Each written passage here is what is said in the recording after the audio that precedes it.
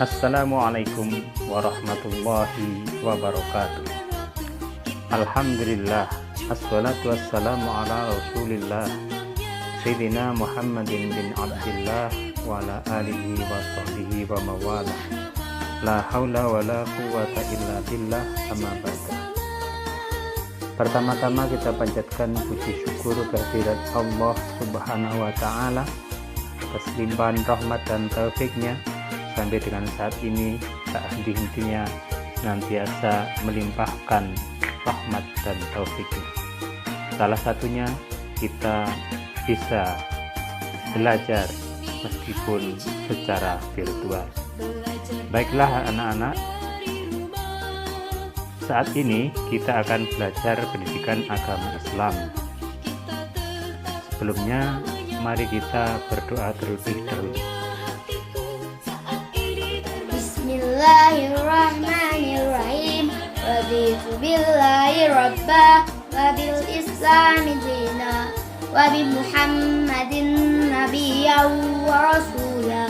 Rabbi zidni ilma warzuqni fahma. Amin ya rabbal alamin. Kelas 6 pelajaran 4 pertemuan kedua. Pembahasan yang kedua adalah zakat mal atau zakat harta benda. Tujuan pembelajaran, peserta didik dapat menunaikan kewajiban berzakat sebagai implementasi dari pemahaman rukun Islam. Kedua, memahami hikmah zakat sebagai implementasi dari rukun Islam.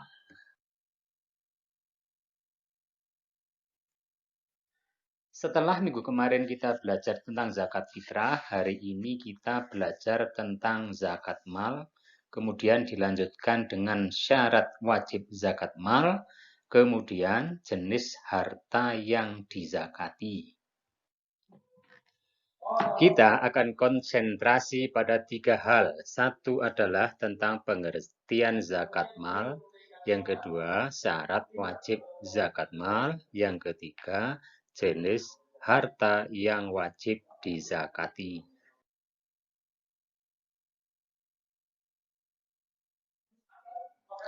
Pengertian zakat mal. Mal secara bahasa adalah harta. Zakat mal artinya mengeluarkan sebagian harta kekayaan yang dimilikinya apabila telah mencapai nisab.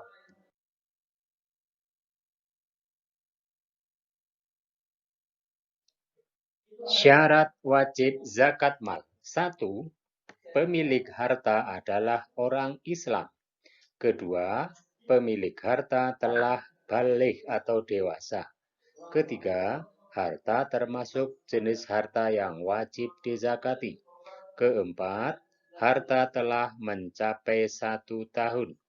Kelima, harta tersebut milik sendiri.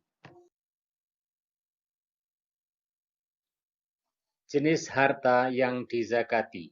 1. Perhiasan berupa emas atau perak yang disimpan. Kedua, uang simpanan yang telah mencapai 1 tahun. Ketiga, harta yang diperoleh dari usaha dagang atau kerja. Keempat, hasil pertanian, misalnya padi dan palawija. Kelima, binatang ternak, seperti kambing, sapi, atau kerbau. Keenam, barang temuan, misalnya perhiasan dan uang logam. Orang yang berhak menerima zakat tertuang dalam surah At-Taubah ayat ke-60. Bismillahirrahmanirrahim. Innamas shadaqatu lil fuqara'i wal masakin wal 'amilina 'alaiha wal mu'allafati qulubuhum wa fir riqabi wal gharimin fi sabilillahi wa banis sabil fariidatan minallah Wallahu alimul hakim.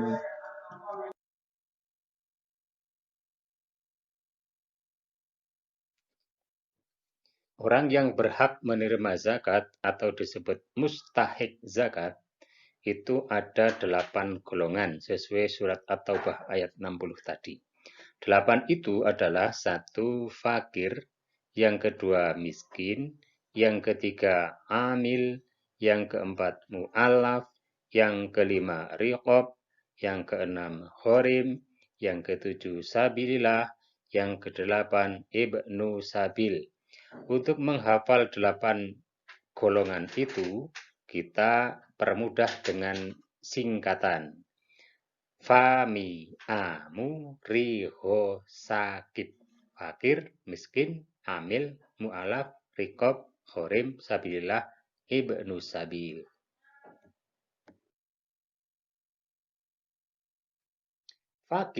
Fakir yaitu orang yang amat sengsara hidupnya, tidak mempunyai tenaga dan harta untuk memenuhi kebutuhan hidupnya.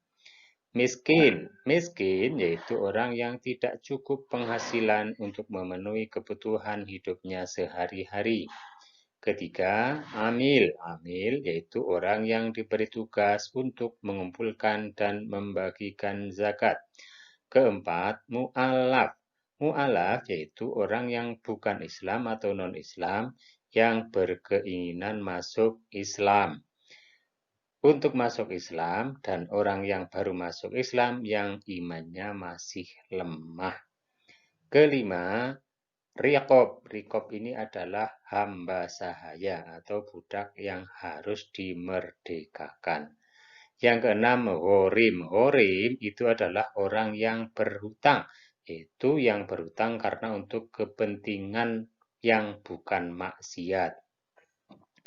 Kemudian yang ketujuh adalah Sabilillah. Sabilillah adalah pejuang di jalan Allah.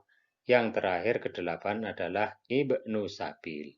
Ibnu Sabil yaitu seorang yang sedang menuntut ilmu namun kesulitan dalam pembiayaan.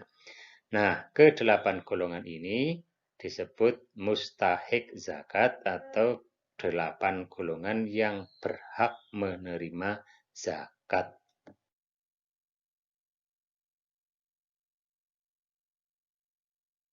Masuk ke hikmah berzakat. Hikmah berzakat diantaranya adalah membersihkan harta dan jiwa pembayar zakat dari sifat kikir, tamak, atau ragu.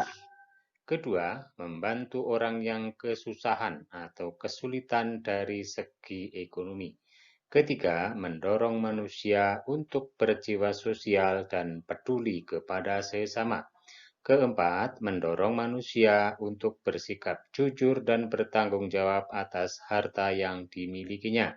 Kelima, mengingatkan manusia bahwa harta dan kekayaan hanyalah titipan dari Allah Subhanahu wa Ta'ala.